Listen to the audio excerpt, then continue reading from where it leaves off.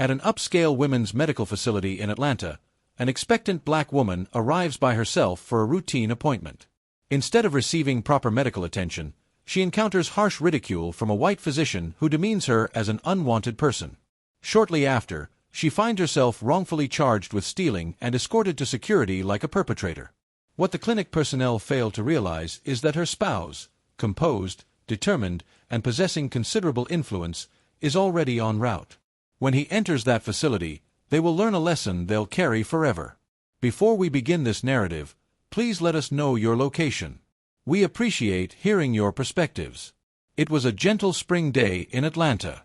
The type of day when the atmosphere feels tender, morning light streams softly between branches, and walkways buzz with peaceful activity. Mothers wheeling carriages, elderly folks enjoying their coffee. Existence moving along without urgency. Eastbrook Women's Medical Center rose like a stone monument where juniper meets Ponce de Leon. Reflective surfaces, buffed stone, and the sort of quietness that wealth alone could purchase. Inside, climate control murmured across leather seating and floral displays that appeared too flawless to be genuine. Danielle Carter positioned herself outside the primary entrance, one palm placed upon her rounded abdomen, the other carefully adjusting the handle of her weathered shoulder bag. At 6 months expecting and radiating motherly beauty, she donned a gentle blue pregnancy gown that fit her form perfectly. Neat, understated, yet certainly not haute couture. Her complexion, a rich, deep bronze, looked stunning in the morning radiance, though it also attracted lingering stares from passing Caucasian pairs who entered through the glass entrance without acknowledgement. A desk clerk glanced upward from her station, then downward again, acting as though she hadn't noticed her. Danielle inhaled deeply, the type that conceals nervousness behind familiarity. "All right, little one," she murmured quietly, gently stroking her stomach. "Let's complete this examination. Your father will arrive shortly." Her tone remained steady yet weary. Her gaze shifted toward the clock display on her mobile device. 10:17. Ethan was expected to join her by 10:30. He'd received an urgent call that morning, some matter at the U.S. District Office, but promised he'd hurry over, and she trusted him. Ethan never broke his promises. Nevertheless, there was an ache. A subtle one. This was meant to be their initial 4D ultrasound, a significant moment, a brief peek at the precious life within her, and now she was entering this establishment unaccompanied. The automated entrance panels slid apart with a hiss. As she entered the foyer, every noise seemed muted beneath the burden of refined stillness. The desk attendant, a youthful blonde woman in her mid-20s, barely raised her gaze. Danielle approached the counter slowly. "Good morning, Danielle Carter. I'm scheduled for 10:30 with Dr. Halbert," she stated. Her manner courteous yet confident, practiced from years of needing to demonstrate she belonged in environments like this. Her expression was friendly, but her eyes searched for any hint of reciprocal warmth. The receptionist blinked, processed the name, then gave Danielle an extended look, not openly discourteous, but tinged with quiet assessment. She clicked her keyboard, eyes slightly narrowing.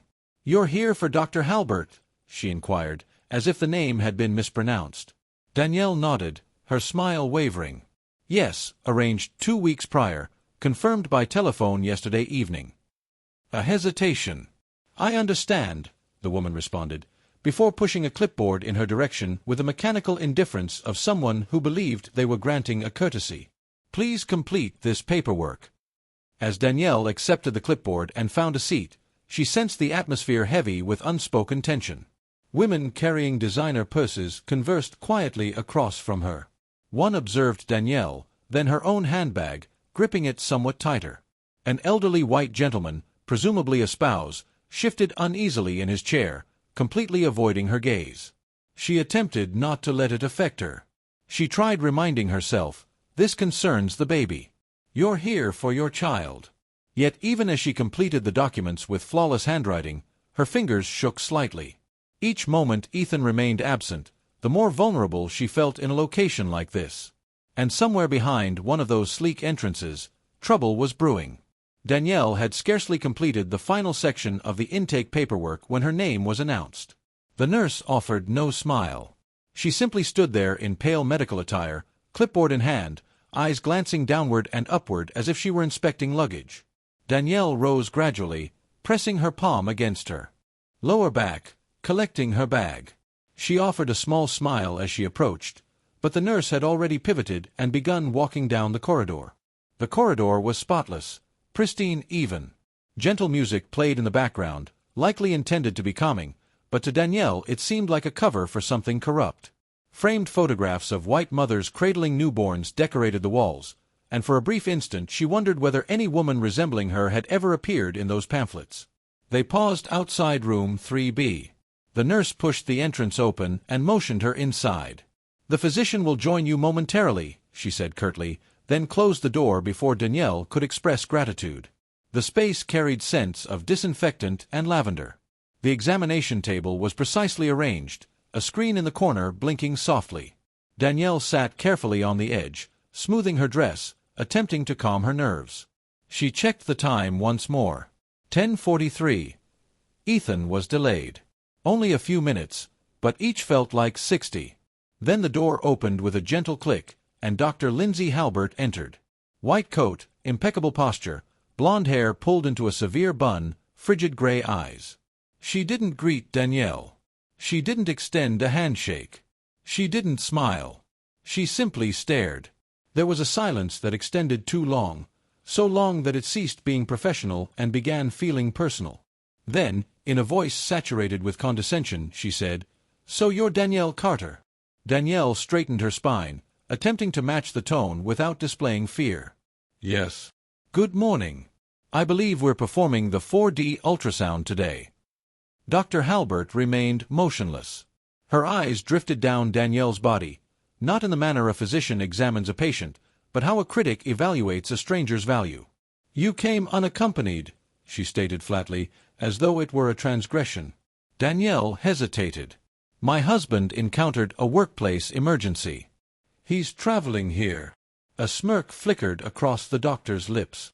"Naturally," she murmured, then turned toward the counter, adjusting some documents with theatrical precision. Her tone shifted, cutting, sharp, and intentionally cruel. "Let me speculate. You're uncertain who the father is. Or perhaps he decided this morning that he'd had enough of the obligation." "Typical."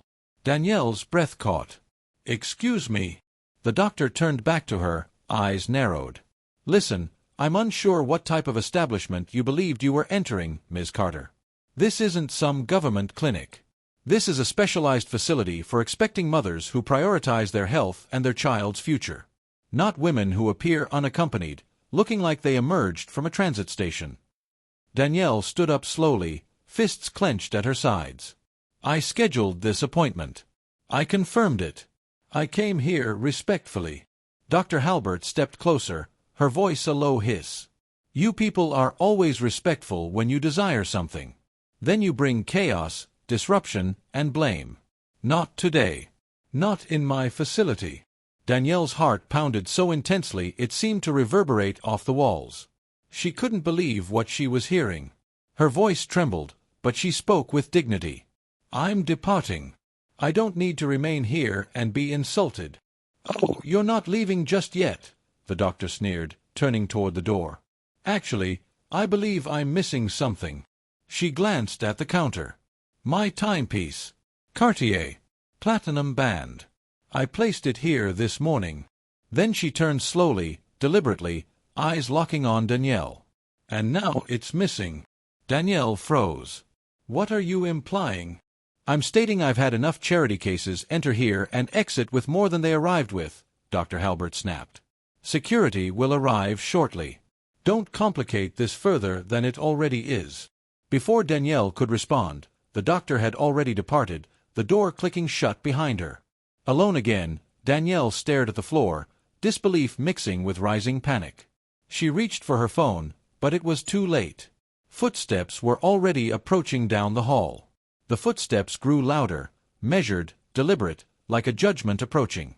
Danielle backed away from the door instinctively, her hand resting protectively over her belly. 2 security officers entered, both male, both white, both wearing the same emotionless expression of institutional detachment. One was older with a clipboard and a weary look. The other was younger, bulkier, chewing gum with slow, disdainful rhythm. They didn't request permission. They didn't offer introductions. "Miss Carter," the older one began, his tone clipped and rehearsed. "We've received a report of missing property. Dr. Halbert has identified you as a person of interest. You'll need to accompany us." Danielle's eyes widened. "I haven't taken anything. This is a mistake." "We'll resolve that downstairs," the younger one interrupted, already stepping forward. "You can explain yourself in the security office." Danielle didn't move. "I'm pregnant," she said, her voice trembling. "I don't feel secure being escorted like this. I'd like to contact my husband. He's en route." "You'll have your opportunity," the older officer muttered. "After we're finished." She tried to maintain her ground, but the pressure of their presence, looming, flanking her from both sides, left her with no choice. She followed them silently through the back corridors of the clinic, past staff doors and locked cabinets, the air thick with bleach and bureaucracy. They reached a gray door with no marking. The younger one opened it, revealing a small security room dimly lit by a single flickering fluorescent panel. A metal desk sat in the center, flanked by filing cabinets and a wall of outdated monitors displaying grainy camera footage. "Sit," the officer commanded. Danielle looked at the chair, cold, hard plastic bolted to the floor, and hesitated. She sat slowly, adjusting her dress around her knees, her hands resting on her belly, fingertips trembling. "Please," she said quietly. "I need to call my husband." "He's a federal phone," the younger one barked. "Now." She blinked. "What?" "Hand it over." He reached forward. Danielle reluctantly pulled her phone from her bag and placed it on the desk. The officer snatched it up, turned it off, and slid it into a drawer with a thunk. "We're holding it until this is resolved." Her voice cracked. "You can't just take— You're not under arrest," the older one said with practiced calm. "But you are being detained for investigation. You'll need to cooperate." Her heart was pounding now, erratic and rising in her throat. "Detained," she echoed. "For what? Where's the proof I took anything? I didn't even approach her desk." "We're not here to argue," the older man interrupted. "We're here to verify the report. Once we're finished, you can leave." Danielle looked at both of them, at the walls closing in, the absence of cameras inside the room, the flickering light above that buzzed like it held a grudge. "This is wrong," she said softly but with growing steel. "I came here to care for my baby. I've done nothing wrong. You don't get to confine me in a room and treat me like a criminal." The younger officer crossed his arms, lips curling into a slight sneer. "Lady, save the performance. You want sympathy? You're in the wrong place." Her lip trembled, but she clenched her jaw, swallowing the scream she wanted to release. Her body ached. Her stomach tightened. The baby shifted inside her, as if it sensed something was wrong. She inhaled through her nose, slow and steady, counting the breaths as a shield against panic. The older officer scribbled something on a form. The younger one leaned against the wall, chewing gum louder now, as if her discomfort was entertainment to him. They weren't questioning her. They weren't searching. They were simply keeping her, holding her, isolating her. Because they could. Minutes crawled by. Danielle stared at the blank wall in front of her. She imagined Ethan walking through the front door of the clinic at that very moment, asking for her at the desk. She imagined the receptionist stalling, imagined the gears slowly turning in his mind, the way his eyes would narrow. And she imagined what would happen the moment he realized where she was. At the front desk of Eastbrook Women's Medical Center, Ethan Carter stepped through the glass doors with a measured pace, his polished black shoes clicking softly against the marble floor. He wore a tailored charcoal suit, the gold lapel pin of the Department of Justice gleaming just above his breast pocket. His frame was tall, composed, radiating the kind of controlled intensity that came from years in federal service. His skin, a rich dark mahogany, contrasted sharply with the sterile brightness of the waiting room, drawing glances both cautious and calculating. But Ethan didn't glance back. His eyes were locked straight ahead. He approached the front desk where the same young blonde receptionist looked up, her smile automatic until she met his eyes. "Good morning. I'm looking for Danielle Carter," he said evenly, his voice deep and calm but laced with authority. "She had a 10:30 appointment with Dr. Halbert. I'm her husband." The receptionist blinked, her fingers frozen above the keyboard for half a beat too long. "One moment, sir.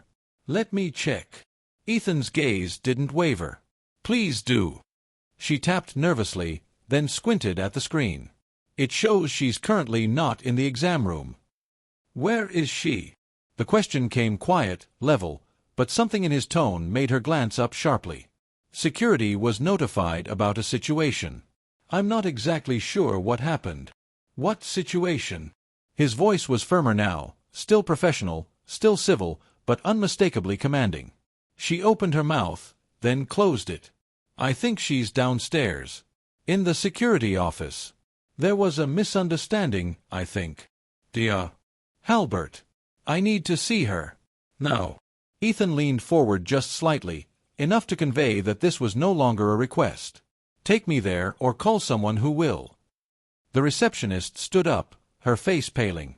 "I'll get the floor manager." "No need."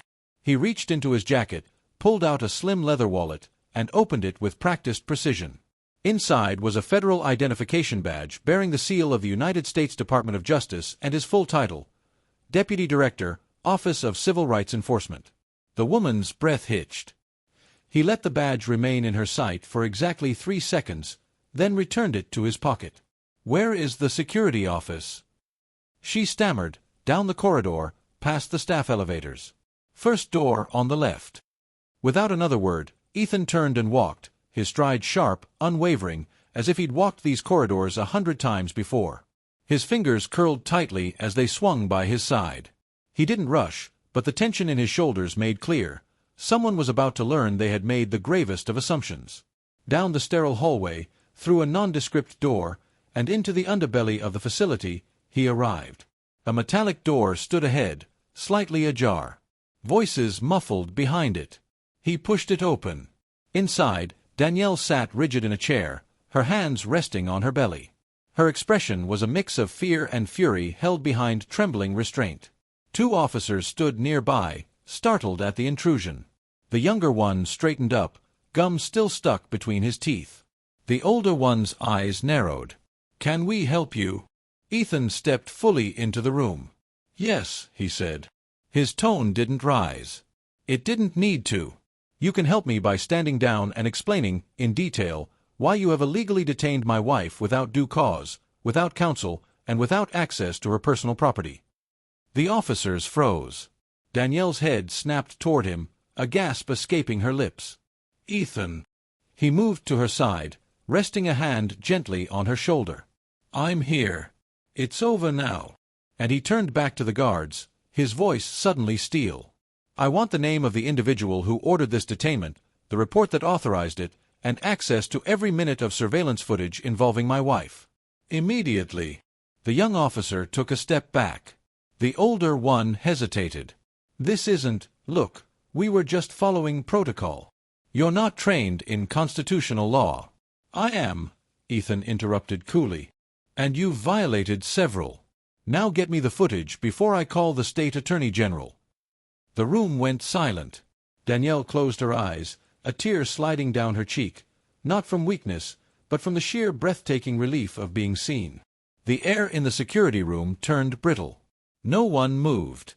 The hum of the overhead fluorescent light sounded louder, sharper, as if even the electricity sensed the shift. Ethan stood tall, steady, his presence like a silent storm waiting to break.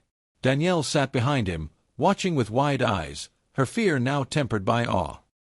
He hadn't raised his voice, but the force in his words had sent a chill through the room stronger than any threat. The younger guard, now visibly uncomfortable, cleared his throat and muttered, "We didn't mean anything by it. It was just a precaution." Ethan didn't even glance at him. "So your version of precaution includes detaining a pregnant woman without evidence, denying her access to communication, and confiscating her property. That's not precaution. That's negligence.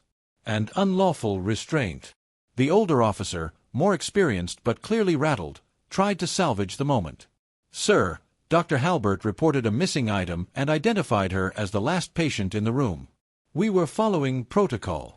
"Show me the footage," Ethan said sharply. "Right now." The officer hesitated. "We're not authorized to—" "You are now," Ethan said, producing his credentials again and holding them steady in the air. "I'm invoking immediate oversight under federal civil protection." If you delay one more minute, this becomes obstruction. The room shifted. The weight of authority settled not on their uniforms but on the federal badge Ethan held like a scalpel. The older officer nodded stiffly, turned to the wall console, and began cueing the security footage. As he tapped nervously, the monitors flickered, hallway feeds, waiting rooms, and finally the angle outside the exam room Danielle had visited. The timestamp read 10:41 a.m. as the footage played. Danielle walked in, alone, calm, polite. She never touched anything but the doorknob and the seat. She never went near the counter. Then, 10:52 a.m., Dr. Halbert exited, glancing at the empty tray, touching her wrist, then marching out with growing agitation. "There," Ethan pointed. "Freeze it. Zoom in on that tray." The officer complied. The image sharpened, a gleaming silver watch, Cartier, resting near the tissue box. "She left it behind," Danielle whispered, her voice trembling not in fear but in disbelief. "Roll forward," Ethan instructed. The image skipped ahead. At 10:54 a.m., a cleaning attendant entered briefly, untouched the tray, then left. 10:59 a.m., the watch was still there. And then the camera cut out. Ethan turned sharply. "Where's the rest?" "That's when the cleaning crew shifts over. There's a blind spot in the handoff," the officer admitted, sweat beading at his temples. "Convenient," Ethan murmured, his voice a blade wrapped in silk. He turned toward the drawer and pulled it open, retrieving Danielle's phone. He handed it back to her gently, then addressed the guards again. "Detaining my wife without due process is a civil rights violation. Denying her medical autonomy while pregnant borders on reckless endangerment. I'm filing formal complaints with the DOJ, and a public incident report will be submitted to the licensing board before the day ends. I suggest you prepare statements." Neither officer responded. The weight of federal retaliation hung in the room like thunderclouds. Danielle's hands clutched the phone like it was life itself. She rose slowly, still shaky but taller now, lifted by the protection she hadn't been afforded until that moment. "I want to go upstairs," she said softly. "I want to see that doctor again." Ethan nodded once. "Let's go." The elevator doors opened to the top floor of Eastbrook Medical, and for the first time that morning, every eye in the hallway turned and held its stare, not because Danielle stood there, but because of who now walked beside her. Ethan Carter's steps were measured, but his presence cut through the sterile calm like a warning bell. Danielle walked slightly behind him, no longer shaken but centered, her chin lifted, her stride unbroken. Her pain had been folded into something stronger. Purpose. A uniformed administrator waited outside the glass conference room, visibly tense. "Mr. Carter." "Mrs. Carter," he stammered. "Dr. Halbert is inside. We've convened the Internal Ethics Board for an immediate review." Ethan nodded. "Let's get started." Inside, a long glass table stretched beneath bright overhead lights. 3 board members sat at one end, 2 men, 1 woman. All white. All visibly unsettled. Dr. Lindsay Halbert sat at the far side, lips pursed, arms crossed.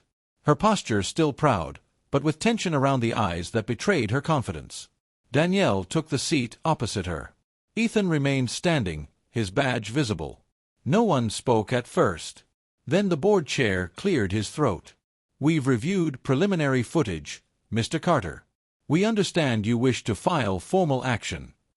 Ethan placed a thin stack of papers on the table, typed, signed, time-stamped. "My wife was falsely accused of theft, illegally detained, denied access to communication, and humiliated in a medical facility while under your care. We have footage proving the alleged theft never occurred. We also have audio recordings of degrading, racially charged comments made by your attending physician." Dr. Halbert scoffed. "This is absurd. I followed protocol. I had every reason to suspect." "You had every reason to assume," Ethan cut in coldly, based solely on her appearance. "Not her behavior, not the facts. Just the color of her skin and the absence of a man by her side." Danielle turned then, her voice clear and deliberate. "You looked at me and saw something disposable. You didn't see a teacher, a wife, a mother-to-be. You didn't even see a person. You saw a problem. You humiliated me for walking into a space I had every right to be in." Dr. Halbert's eyes narrowed. That's not how it happened. Danielle's voice did not rise. It didn't need to. You told me I was probably abandoned. That I looked like I came from a bus station. You called me a thief before you ever spoke to me like a human being. Silence fell again. The board members exchanged looks. One of them shifted uncomfortably. Ethan stepped forward. Dr. Halbert's actions aren't just unethical, they're actionable. We're pursuing this through federal civil rights litigation. But more than that, we're asking for transparency, a written public apology, institutional reform, mandatory anti-bias training, and her immediate suspension. The board chair's voice cracked slightly as he replied, "We'll begin proceedings immediately." As the meeting adjourned, Dr. Halbert stood quickly, knocking her chair slightly off balance, and stormed out without a word. No one stopped her. No one followed. Later that week, the clinic released a formal statement acknowledging the incident. Dr. Lindsay Halbert was placed on indefinite administrative leave. A full review of patient rights procedures was initiated. And Danielle? She received more than just an apology. She received vindication. But it didn't stop there. 2 weeks later, Danielle stood at a podium outside the same clinic, flanked by her husband and local civil rights advocates. Reporters gathered, microphones pointed forward. She spoke calmly, but with purpose. This isn't just about me. It's about every black woman who walks into a room and is assumed to be less. It's about the systems that let that assumption go unchecked. And it's about saying, loudly, that we deserve better. We will not be quiet. We will not be afraid. We will not disappear just to make you comfortable. The crowd applauded, not with noise, but with weight, a silent thunder of agreement. Ethan stood beside her, pride etched into every line of his face. And as the sun broke through the clouds overhead, Danielle looked down at her belly, at the life growing inside her, and smiled for the first time that week. Not because everything was fixed, but because something had finally started to change. Join us to share meaningful stories by hitting the like and subscribe buttons. Don't forget to turn on the notification bell to start your day with profound lessons and heartfelt empathy.